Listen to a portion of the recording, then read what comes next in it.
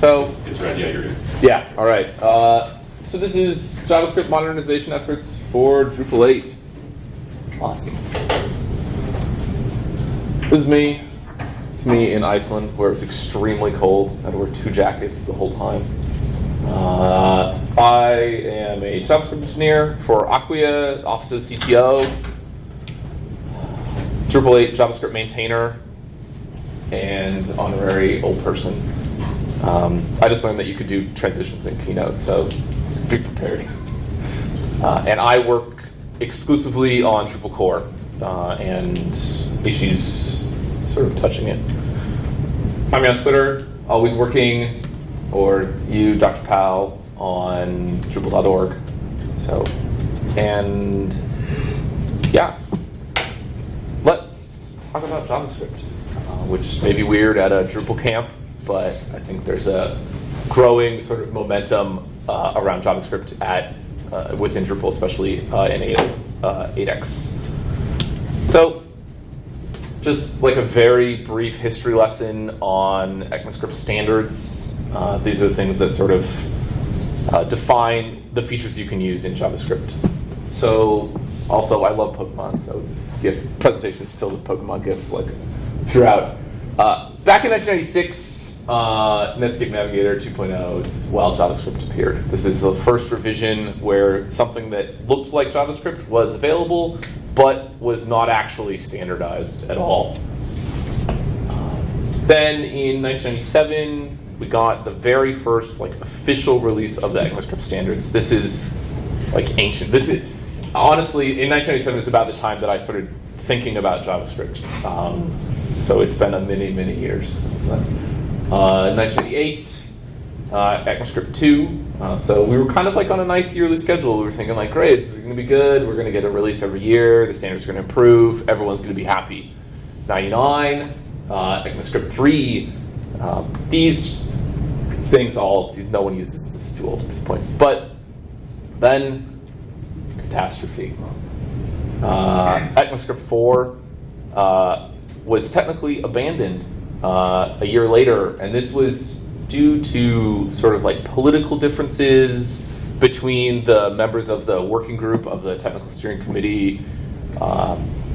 We would have had great things like classes and modules and types and generators and destructuring. These were all things that were part of the ECMAScript 4 proposal that were just effectively abandoned.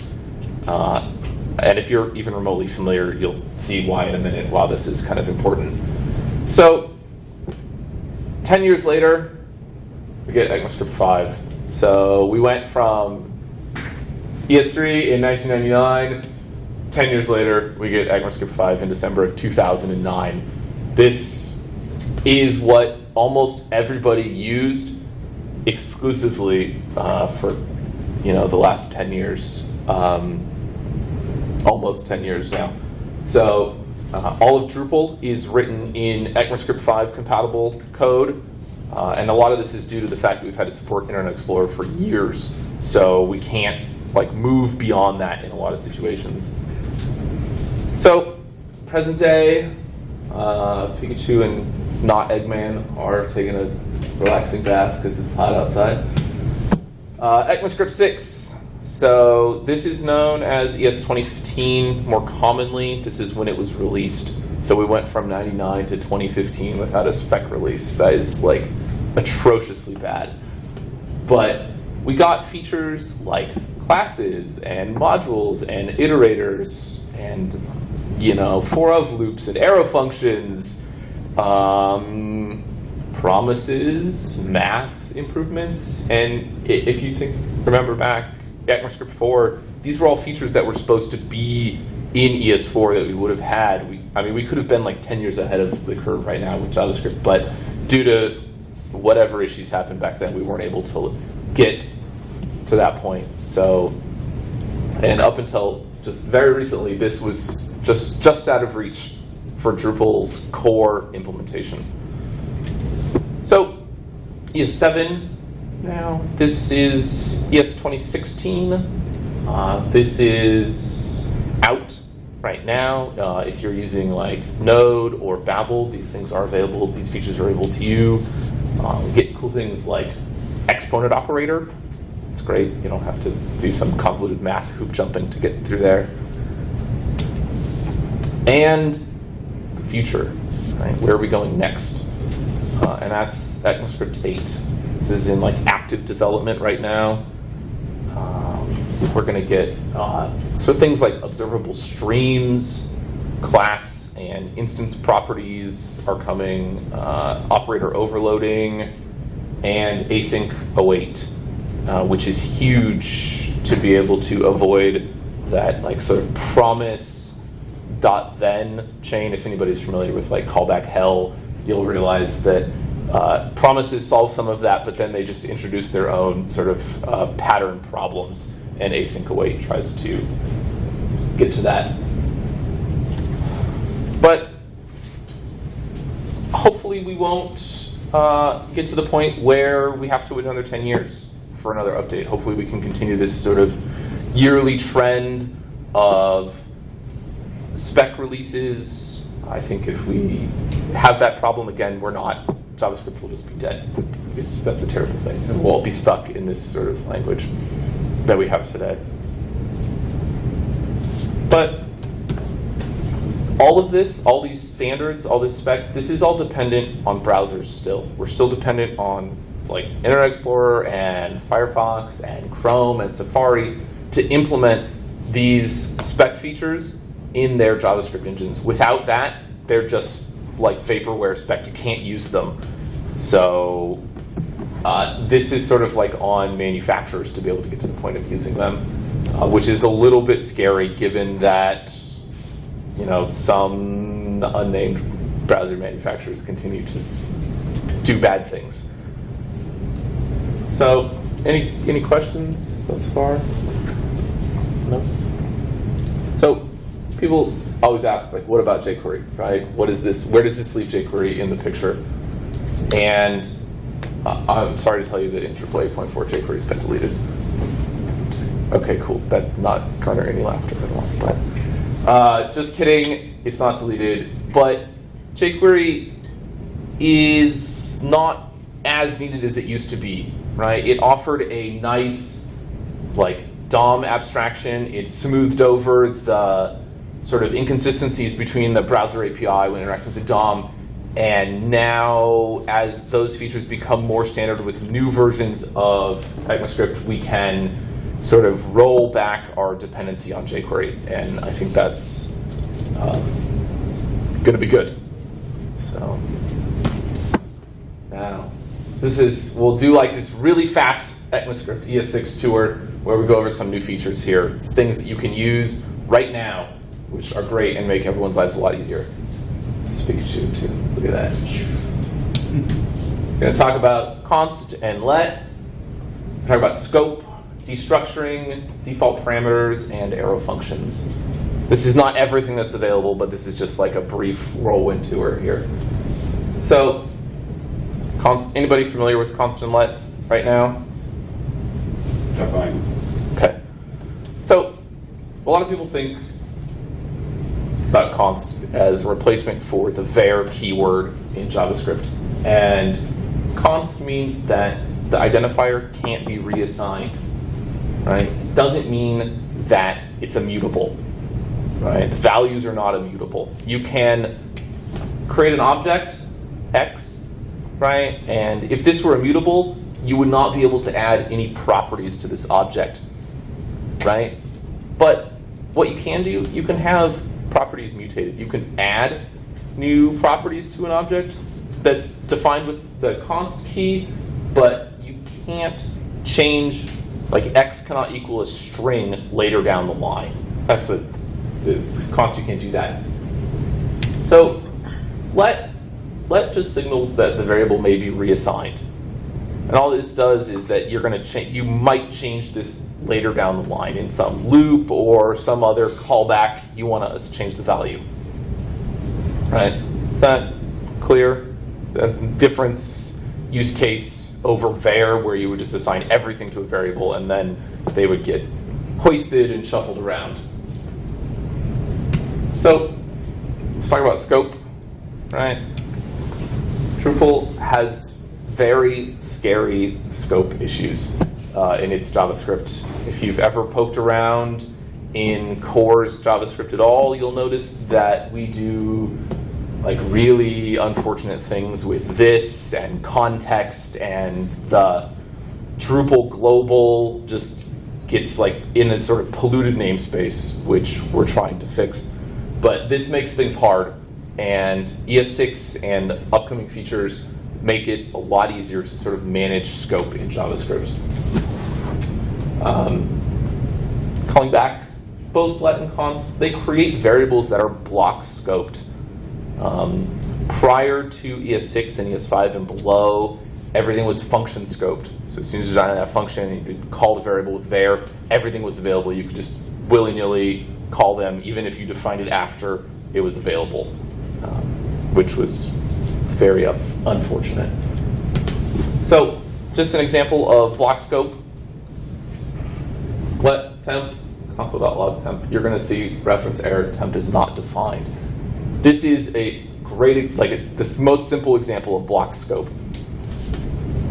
Right, and that block is that if statement right there. Inside there, that variable exists. Outside of there, there's no temp.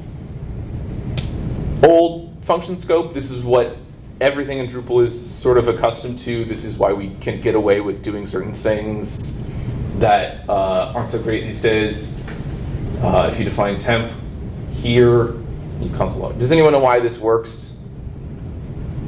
Hoisting. Right. No. You know what happens when this runs?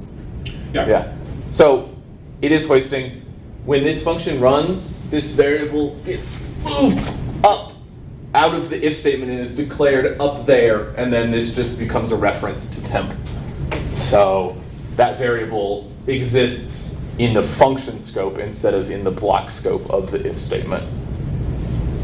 So this is how everything is written today, and it makes for very confusing debugging when you don't know what a variable may be, because where was it declared in this file that's 3,000 lines long? So, shadow variables.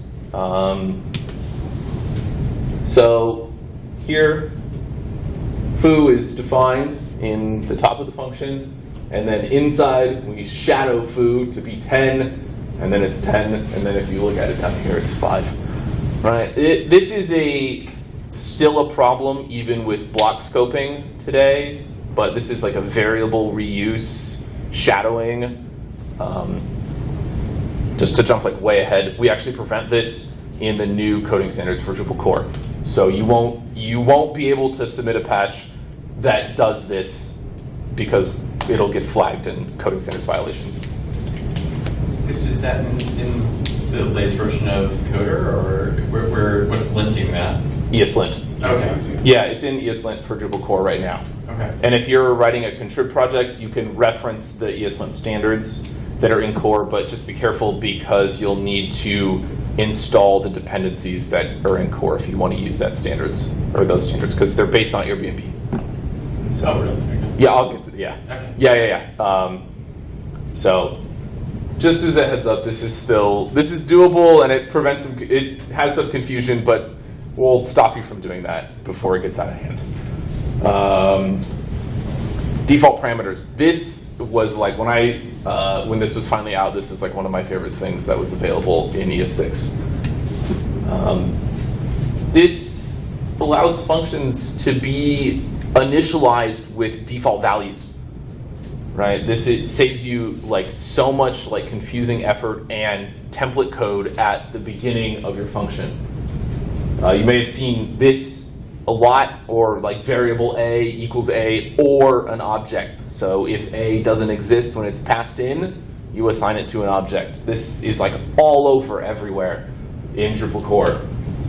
So with default parameters, you can specify that A should be an empty object by default when you're declaring the function. This saves you, and so then A you can always guarantee that it will exist. You can't guarantee what it will be, but you know that it's either going to be whatever you passed in or an object in this case. This is ridiculously useful. One of the really great things is these are evaluated at call time, which may, if you come from other languages, you may be like, well, duh, of course they should be evaluated at call time, right? But what this gives you is the ability to have these variables available to later default parameters because they're evaluated sequentially as you define them. So you can do neat things like this, where you can have two default parameters, A and B equal hello world, and C is a concatenation of the two previous default values. So you can look at C and C and it says hello world. So this is a very clever way to put something together, to like use object assign to merge two previous values together. You can even run a function to generate a property on a default value, but please don't do that. That's very complicated.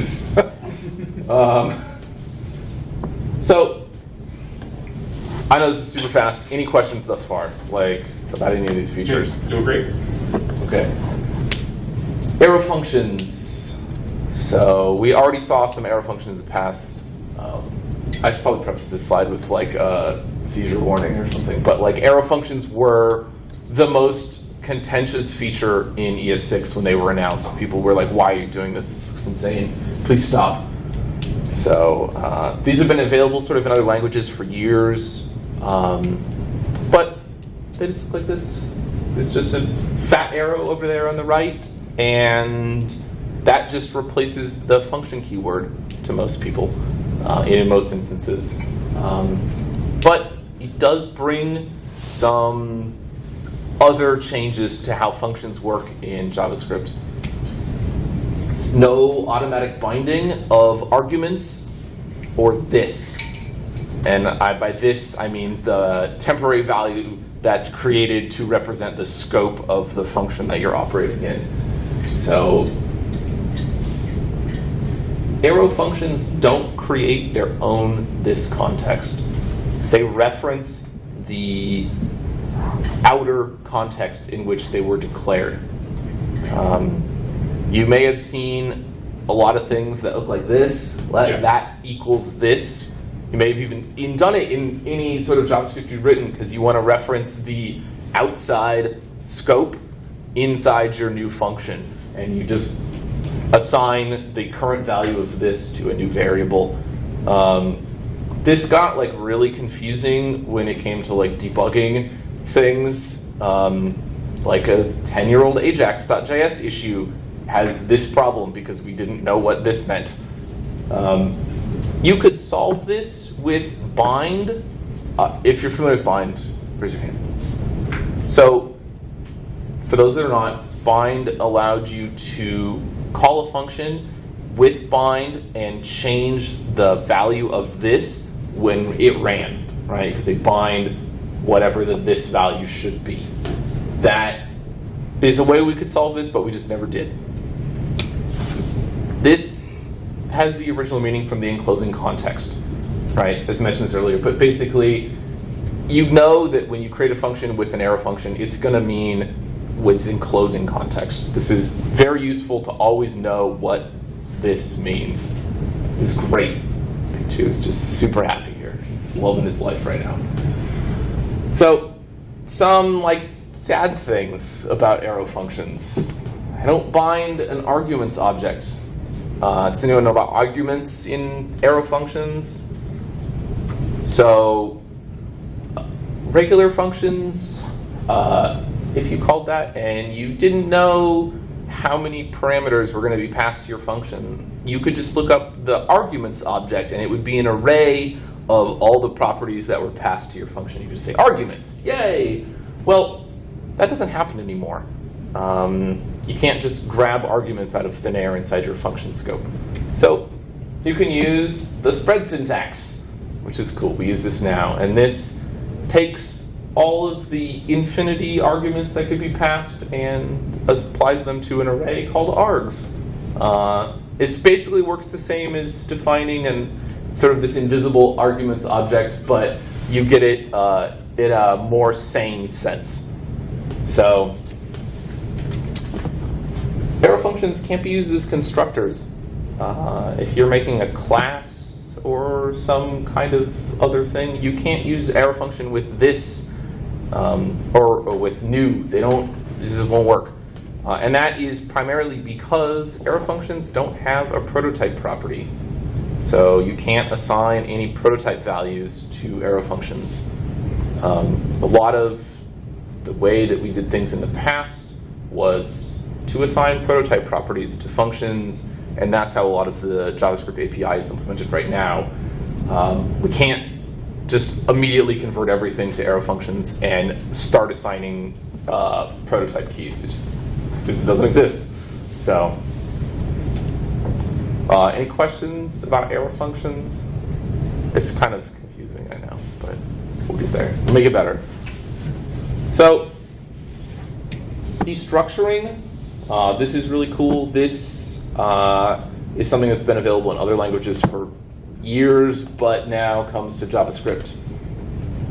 So, you can do a multi-assign. This is essentially what this is that A and B equal 10 and 20, and this happens in one line. You don't have to say A equals square brackets 0 and B equals square brackets 1. This all happens in one line. This is super useful for accepting many parameters and knowing where they go. So here's a more complex example. A and B are 10 and 20, and then we use the spread syntax, which is those three little dots, and then rest. That is going to equal an array with 30, 40, and 50 in it, because that's just the rest of the array. It could be any value, but I just chose rest because it makes sense. So you can do default parameters with spread syntax, which is pretty neat. Here we only have one value in an array, but we want to create two variables, A and B. So in this instance, A would equal 1, and B will still equal 7, because there's not a second value in the array. This is phenomenal for stuff that was normally very complicated to implement. We can now just do in a single line. So any ES6 language questions that you have thus far? I want to answer them before we kind of jump on to the next section.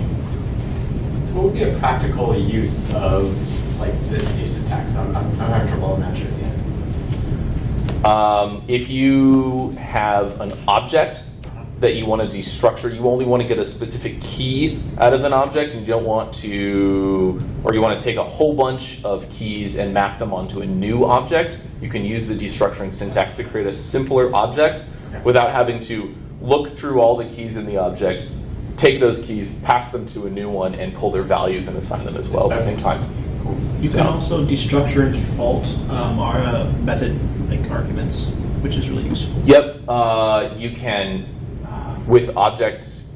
What are the object entities?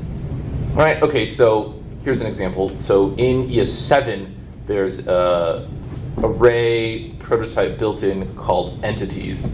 It's actually not an object, not an array.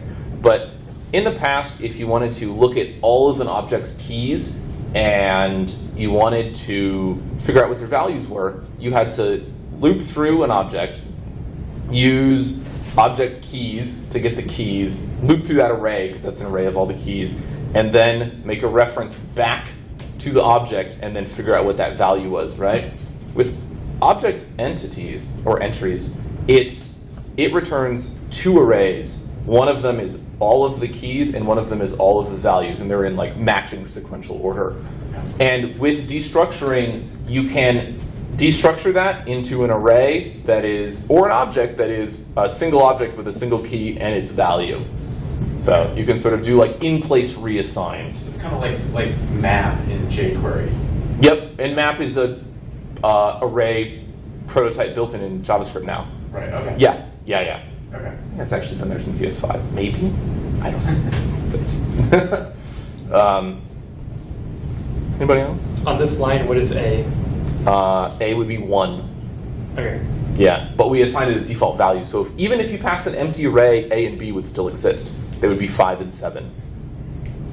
So you can do like awful things. Any questions? Anything else? Okay. Cool. So let's like change gears and not look at code for a minute. So Airbnb coding standards. Is anybody familiar with these at all? Yeah, like a little. Okay, so Airbnb, they write a ton of JavaScript, and they were like, you know what? We have these opinions. Let's give them away. And they did. And those are the ES-Lint pluggable rule set from Airbnb. And it's a mostly reasonable approach to how JavaScript should look and function somewhat. Uses ES-Lint under the covers. It's not its own sort of processor or any other sort of like structural mapping. It doesn't use anything else. Just use ES-Lint. It's great. So this is used by Reddit, React, like Evernote. All these people all use the Airbnb ES-Lint standards to lint their code. So we figured like, hey, if they use it and they like it, maybe we can too. So we did. And this went in with Drupal 8.4. So if you've been following along with the 8.4 release cycle, Airbnb standards are in, and there are some overrides that we did. And if you're familiar with how ES-Lint works at all, you know that you can override rules that come with ES-Lint. And what we did is add some to make working with existing Drupal JavaScript easier. We don't want to just like change the rule set and then make everyone really angry by deleting all the rules and then forcing you to write this like really different looking JavaScript than you might be used to in the past. So we're kind of easing everybody in. And as part of that process, the old rules that we had, if you're familiar with the old ES-Lint rules, we took those, and those still exist as a legacy file. It's like ESLint rc.legacy.json, and that exists in core. So if you had a project that was referencing those ESLint rules in contrib, you can just point to that old file and continue on your merry way. We initially didn't want to dictate the changes, right? We don't want to force contrib to like start following core's rule set immediately, but it will happen at some point. At some point, those old ESLint rules will just be removed, and everyone will be sort of expected to do this. Any questions? So is the idea to actually remove the overrides over time? Yep, exactly. The idea is to roll back the rule overrides and only keep the ones that are like very explicitly for working with Drupal like as a whole. But as we change and modernize the JavaScript that's in core, we may not even need those. But I don't know. Yeah, but this is where we're at. This is where we're at right now. Got it. So Cool. When's E4 supposed to come out, dude? I can tell you right after this. I can look at my calendar. October 10th.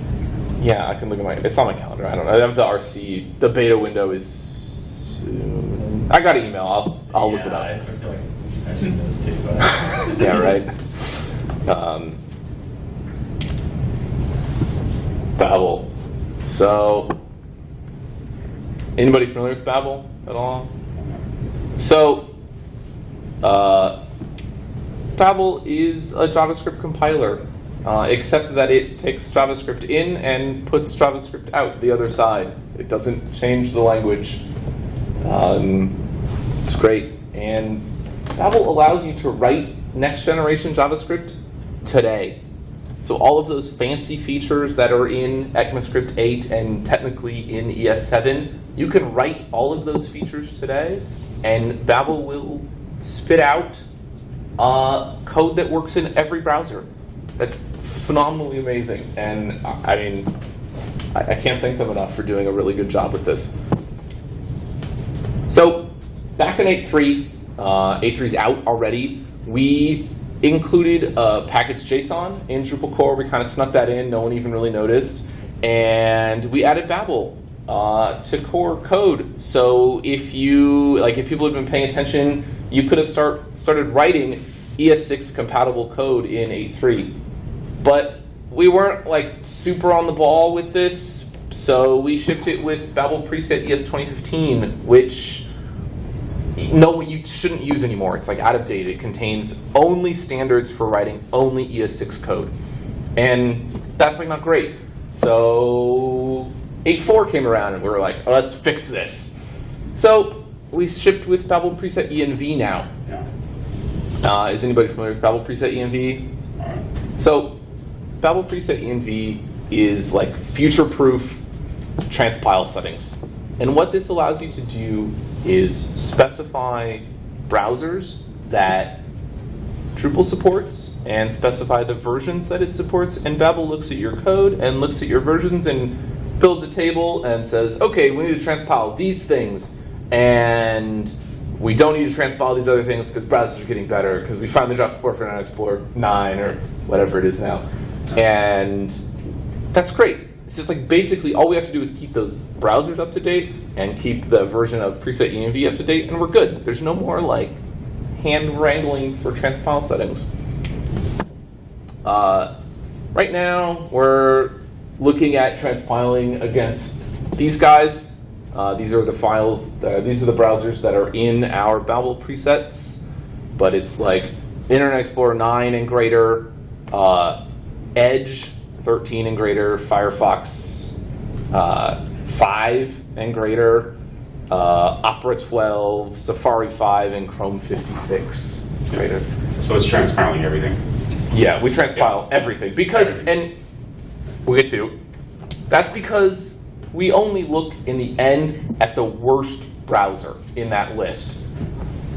And that has traditionally always been Internet Explorer up until this point. We've always sort of been handicapped by its implementation and its release cycle with features that we can support. And that's why Babel makes it so we can write really nice modern JavaScript and then just ship out a file that we don't even really care what it looks like because it's just been transpiled to work in some browser. So that's great. This makes our developers' lives, all of these are like DX improvements, basically. These are gonna help developers that are not Drupal developers, that don't know PHP. It's gonna help them get into Drupal core, and it's gonna help them get into JavaScript work and make this sort of more attractive. Does anybody know what source maps are? Familiar with that? Source maps are a orthogonal table, lookup table for compiled, transpiled JavaScript code to original code. So when you're debugging, and you're debugging in a browser, and you want to see what you actually wrote versus what the transpiler spit out, it will show you that new code in the browser. And we serve inline source maps as part of the transpile settings, but only during development.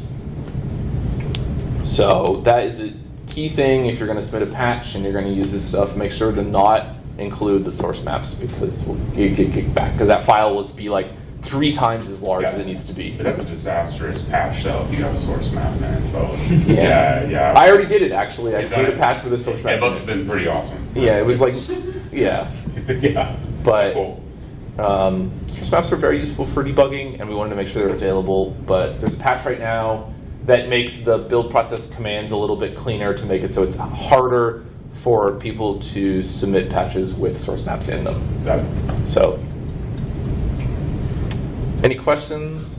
Yes. Yes. Yes. So,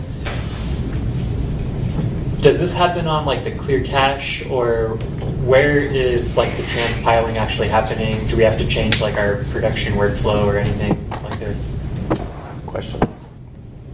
So, how this works now is that if you want to do any of this work, if you want to take advantage of AirBnB standards, if you want to take advantage of the transpile settings, there's now a hard dependency on Node.js for Drupal core development only. Okay. Just to be clear, it's only core, not contrib or That's custom what code. That's what it sounded like, though.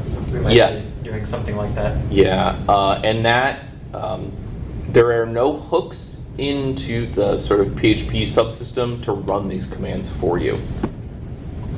You have to run everything sort of manually outside the process of Drupal. If you clear cache, it's just going to clear Drupal's cache. It's not going to clear or rebuild your files or anything like that. Because we would have to rebuild the JavaScript files now, right? There is a watcher that exists that's part of the build tooling that's offered right now that will just run in the background as you're developing and as you're editing, and it'll just recompile the files for you. So, Are these tools available for contrib development? So could you, for instance, have a .es6.js file and then like run the compiler and use that within your module? yeah, no, you could. That could be extended to work for contrib, but the main goal was to get core up to speed the fastest. And I honestly don't know what Drupal module that's a contrib module uses a ton of JavaScript that hasn't already migrated to something like ES6. Right. Yeah.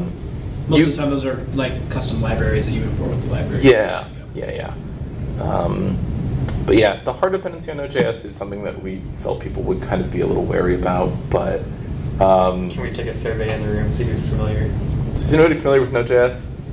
Yeah, okay. It's a reality of the web, okay? I mean, It's we've already switched the CSS linting to style lint, and that just went in, and it's in the package JSON, and there's a style linting command, and that's already done. So that happened just like it was done. It was easy. It's now to lint CSS in core. It's dependent on Node.js. So this opens the door too for other things like CSS preprocessors for core themes. So instead of just writing like really scary looking CSS, you can write Sass technically. yeah, and it can write even scarier looking CSS. Yeah, I don't know anything about CSS. I just assume it's all terrifying. But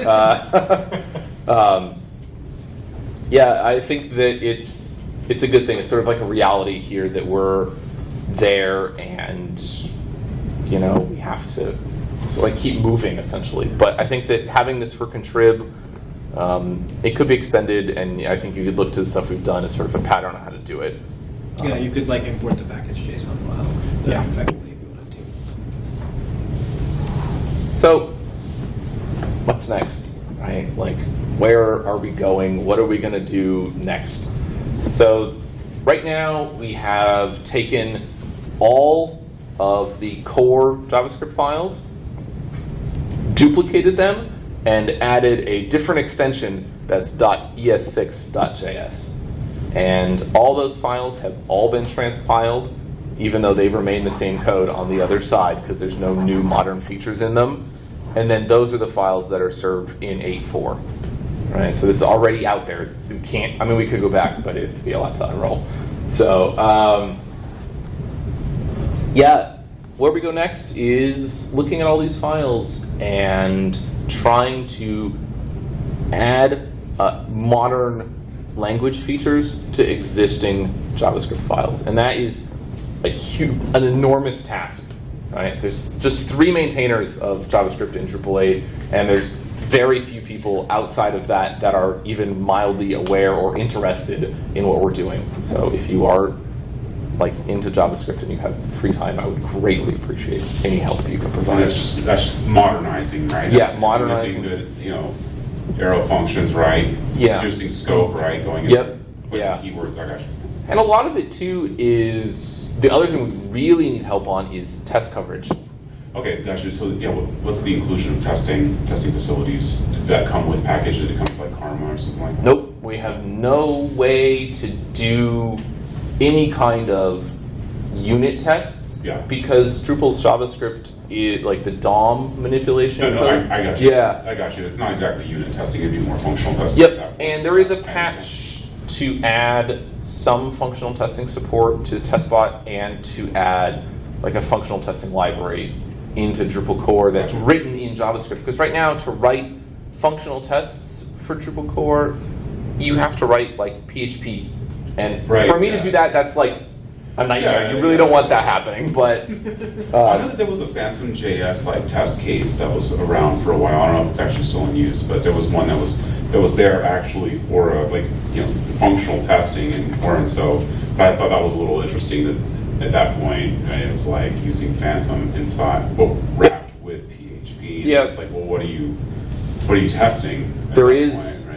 That's been like massively expanded. There's JavaScript functional test base, which is a wrapper around Mink, which controls Phantom via Behat. So you write these like really You're way multi-layered removed, tests. Yeah, and it gets really hard to know for JavaScript developers to come in and want to write tests. They have to like learn everything about our testing infrastructure and stack before they can even get started. So we have like very low JavaScript test coverage in Drupal core. Yeah, naturally. And I think that getting more people on board is going to be difficult. So we need to sort of like look to that. So you had mentioned the patch about getting more functional testing going. What's that looking like? So the guy that was maintaining Phantom.js has basically like stepped down. Phantom.js is effectively unmaintained at this point. Yeah. There's a critical bug with Phantom.js on the test bot right now. There's problems. Honestly, to me, this feels like a 9x issue, not an 8x life cycle issue, but that only because like having to change everything about how we do testing. Yeah, at that It'll take point, time. we're talking about a major change. Mhm. Yeah, no, I understand. We keep switching between Phantom and Selenium 2 on VLT. Yep. It keeps going ping pong back and forth, and the final answer is going to be that Chrome headless. Chrome Yeah, headless. that's what I was going to say. And like WebDriver, Fine. the open source WebDriver library. Yeah, So- yeah. That with the new with Chrome 59 is going to be pretty glorious. Yeah. So, any other the needs review queue is huge. If you filter by JavaScript component and look at issues that are tagged with JavaScript, there's like 100 of them that are just needs review state. So, Just get in there. Got it. come to me if you really want to review issues. I can point you to the things that are like the top of the list. So, anybody have any other questions? So core is going to ES6, you said. Well, we're going to Transpiled code. transpiled code. Yeah. Okay. Yeah. But aspirationally, we're aiming eventually to get to ES6. Is that? Yeah, I think that sort of the part of the all new JavaScript code, there's the messages API issue is like almost 11 years old, and I just rewrote it to be all ES6 and classes. So any new code that's written should be modern, like ES6, ES7, ES8 compliant. You shouldn't be writing ES5 code. Right. So I guess my question is why ES6 and why not ES7? Is it because ES7 just too new? That's the whole thing with Babel preset env, Oh. Yeah. is that it doesn't, you can write whatever you want, and as long as those transformers are in Babel preset env, you can write that code and it'll just get transpiled down. Okay. So we're kind of at the mercy of preset env, but that gets updated significantly more frequently than like the browsers do. Okay. Yeah. So then it's getting transpiled. Okay, just saying that all browsers can understand. Are the ES Lint rules though? Will they understand ES7? Yes, the Okay. ESLint rules only target the new ES6, CS7, ES8 code. We Okay. we don't even look at any of the compiled code. In reality, I would suggest that you don't focus on what gets Yeah. compiled. Yeah. Right. Yeah. But what I'm more wondering about is like, let's say that I'm starting to write my own like modules or just my own custom modules. Yeah. If I were to start writing them in, let's say, ES7, and I ripped off the linter, Yeah. the ESLint RC from core, put it into my whole pipeline, it sounds like it would understand the ES7 code. Yep. Okay. It'll definitely understand the ES7 code. It will understand what you've written and provide you feedback based on core's recommendations on what we think is like the best way to go. Okay, cool. Yep. Yeah. Anybody else?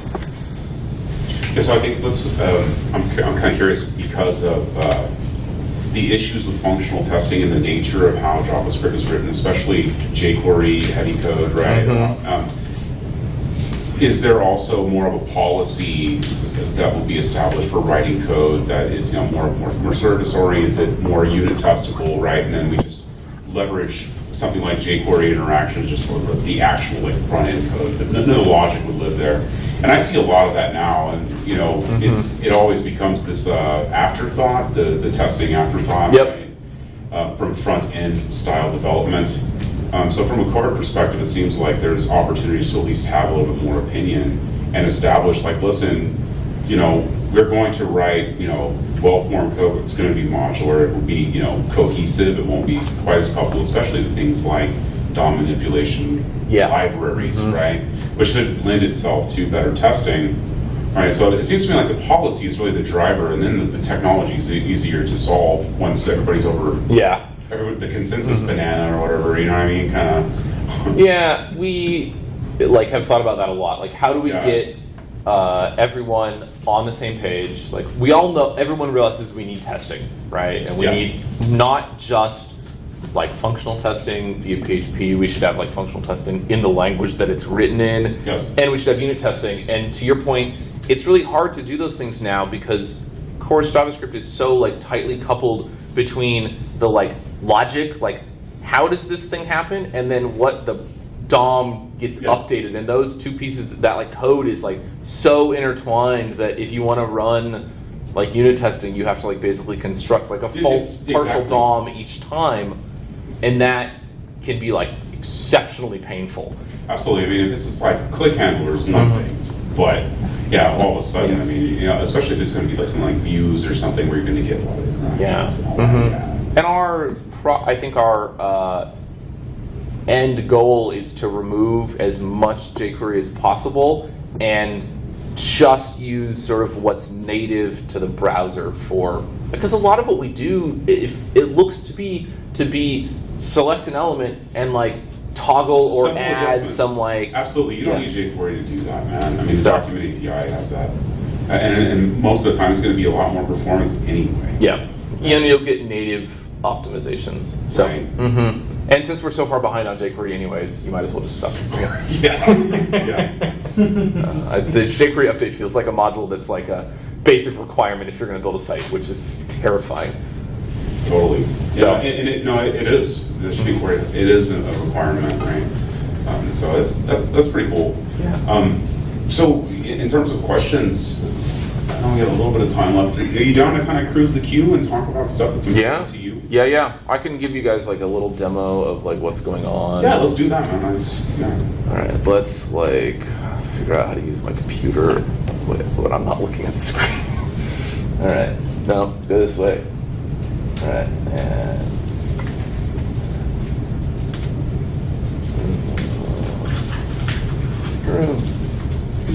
let's. Which one of these? This one? I think that's the one. Okay, let's make this like way bigger.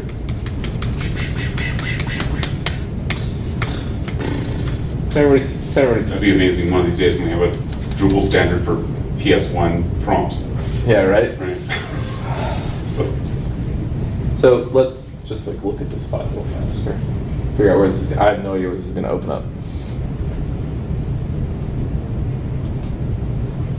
Oops. How do I make this not? Hold down. I think it's the option. Oh, and then if you click the green button, it will actually just fill the. It'll just maximize. Hold down option when you do that, and it'll just maximize. Yeah. So this is the like messages. This is like a new instance of the messages API. This is the thing we've been working on. This issue is like 10 years old at this point. It's crazy. I'll like bring it up here. Let me go get it from the. It's real weird to like know where my mouse is going to be because I can't really see it. If you like move the zoom back and forth. Is that a thing that? Yeah, it makes it bigger on OS 10 now. Yeah. You know, I like use computers like all the time, but I don't actually know how to use them, which is very strange.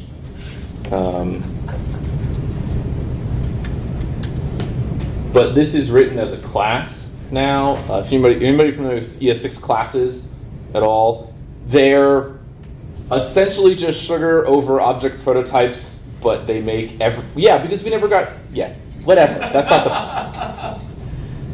I hated those so much. No, I think it's worth pointing out. It's document query selector, right? Like we don't need Sizzle for Yeah, you know. and also this is a great example of a default parameter here. Yeah. This assigns message wrapper to document query selector data Drupal messages at call time inside the default parameter. So we're actually calling out to the DOM during the constructor here. I got a lot of people, I don't know. Well, yeah, then document itself isn't passed into the surrounding IFI, right? Mhm. And so it's just assuming it's there. Yeah, we also don't like here. We just assume that document exists. Yeah. This is additionally a very scary thing is that if you ever run this code, to test this class, you have to construct, document, and reconstruct query selector API if you want to validate this, because we just assume that this code is going to be run in the browser. Is there any principal dependency injection in JS? Yes, but that's a module system. Yeah. And that's a good question. So if you are familiar at all with Node.js and you've ever done like a require statement, or like in fancy new code you've done an import statement, we can't do those in the browser right now. And that is not something that Babel can handle, because Babel's not a module bundler. It's Right. just a transpiler. So that is something like Webpack is going to come along, and then everyone's really going to hate their lives with Drupal JavaScript. So I'm sorry, this is like incredibly pessimistic, but yeah, okay, here, I'll just tear this guy off, and then like, so like, here we go. This year is 10 years and 10 months ago is when we started this issue. It's older than my Drupal days. Yeah, Yeah. but like, it's like takes Is forever everybody to, in on it too? what? Is everybody in on it? Everybody, like, Yeah. as you can see, we're down here at like, I forget how long it takes before you get to 2 pages of comments, but I'm trying like really hard to get there. But yeah, 253. Some like issues with like patches, like classes, but this issue is like will be one of the first things that when it goes in will be all written in ES6. There'll be no ES5 legacy code here. This is like a huge deal. If anybody like wants to review this, like please help. This is the issue that I was referencing about getting functional testing with JavaScript. This is done with Nightwatch. This is a Chrome WebDriver sort of headless thing, and this is an issue to get web. What this does, Daniel Vanner and I worked on this at Drupal Dev Days, and this takes a Node.js application and forks a PHP process to install Drupal and set it up and return those install cookie credentials to Nightwatch so we can make authenticated requests. And then you can run all kinds of functional tests via JavaScript to a temporary Drupal instance. This is pretty clever. And they saw like a bunch of stuff, and then Mixologic pointed out that here, which I just looked at today, Phantom is totally broken and deadlocks some Linux networking stack issues on Debian. So just heads up, this like things are happening. So That's what the test spot runs on. the test spot runs in Debian. Great. So, but that guy. Let's see. There's an RGBC issue that has yet to be committed. Oh yeah. No, not all this one.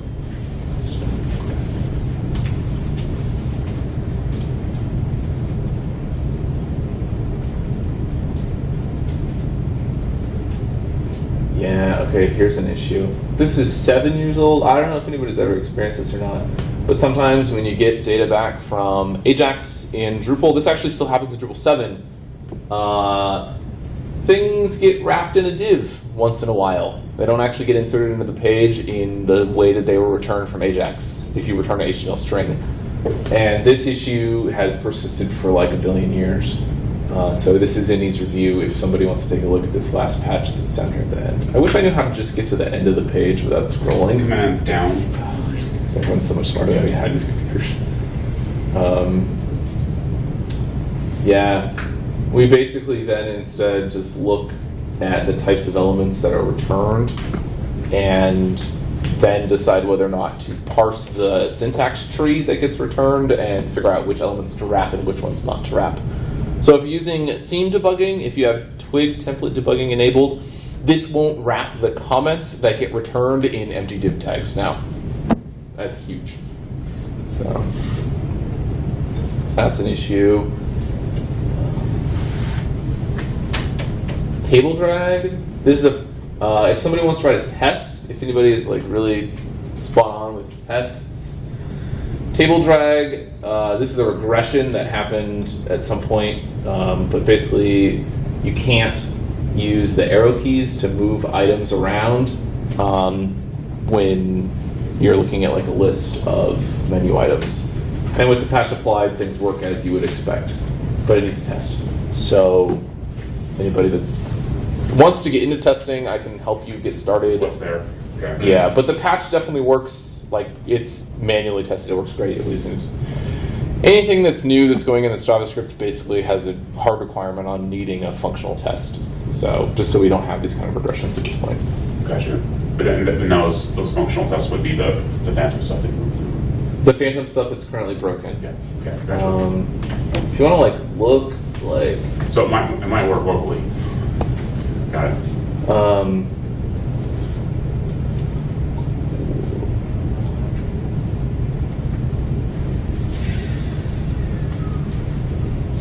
Which one is it? Not quick outside in. Test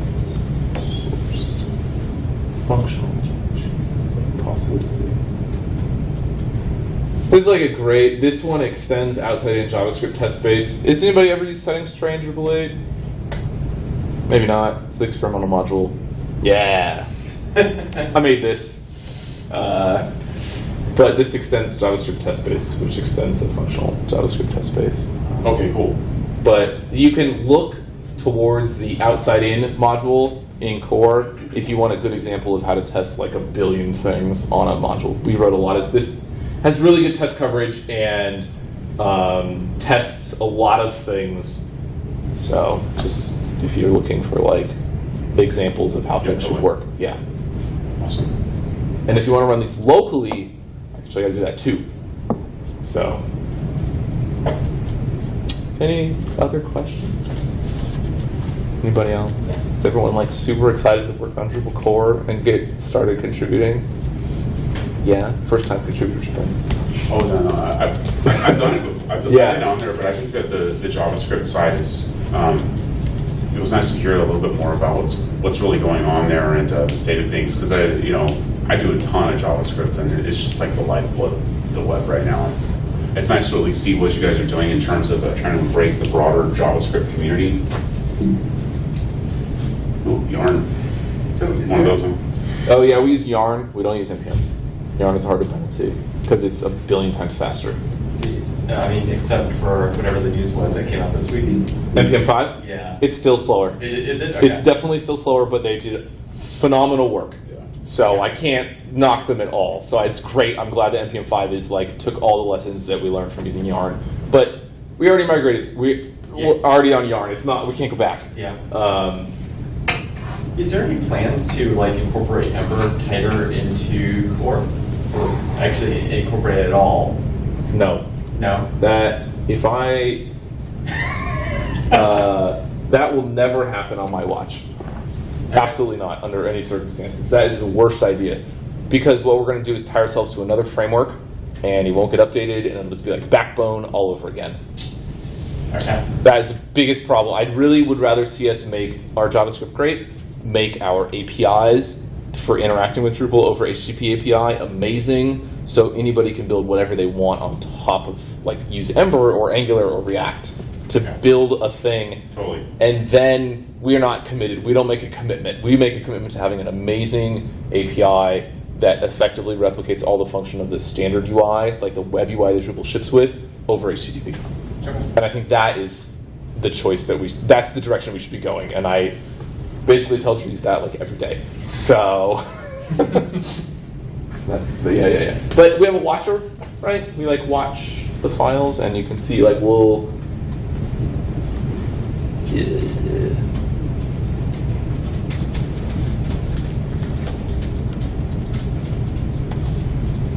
Look, it's like a minus, yeah.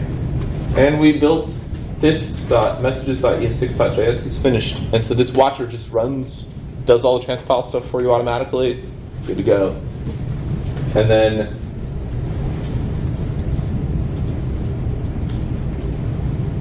you get a file that looks like really ugly and gross and contains the source map because we're doing a watcher. But you'll notice that all the files that are .js now in core contain this message at the top that says, don't edit this file. Please look at the change record, which gives you more information. And That's great. yeah. Don't miss it. People will wait for it. No, I know. They already did. We only went like a week. So. Is there some documentation out there about these types of things? What?